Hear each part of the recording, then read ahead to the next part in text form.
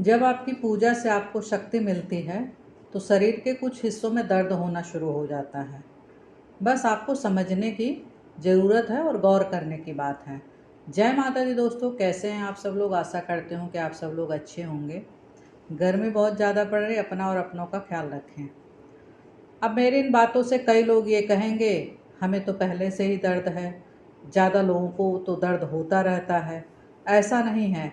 ध्यान दीजिए इन शक्तियों के बारे में। जब शक्ति आती है तो सबसे पहले आपके मूलाधार चक्र पर बैठती है। शरीर में कुछ बदलाव भी होता है। अजीब लगता है, आपके समझ में नहीं आता है कि हो क्या रहा है। दवा से भी दर्द नहीं जाता है। देवताओं के इशारों को शुरू में आपको समझने में समय लगता है, पर कुछ समय बाद आप जब ध्यान करेंगे तो समझ जाएंगे कि आपको दिक्कत नहीं होगी। कई बार सपने में इशारा भी करती हैं दैवी शक्तियाँ।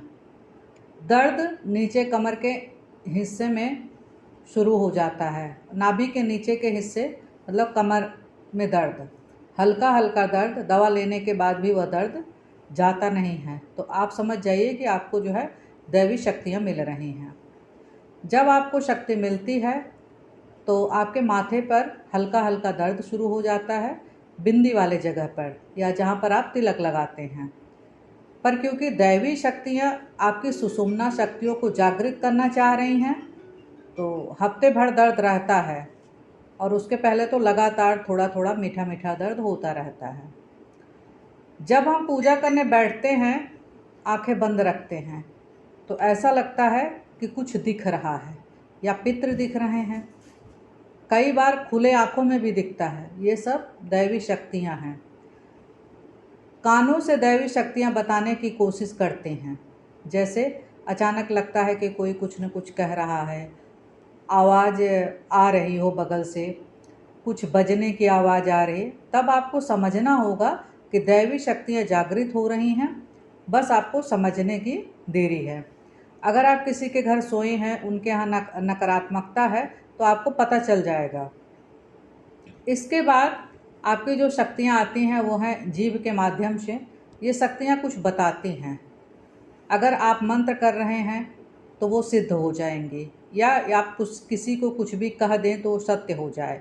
इसे कहते हैं कि हमारी वाणी सिद्ध हो गई है। उसके बाद आपकी शक्तियाँ आती हैं आपके हाथों में।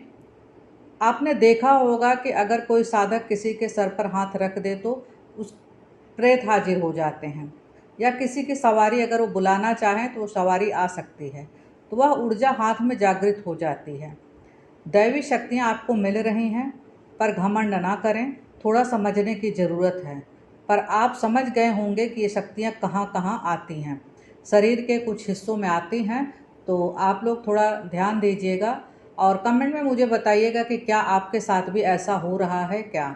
दोस्तों, अगर आप सबको मेरी वीडियो पसंद आई हो तो लाइक शेयर सब्सक्राइब ज़रूर करें। जय माता दी।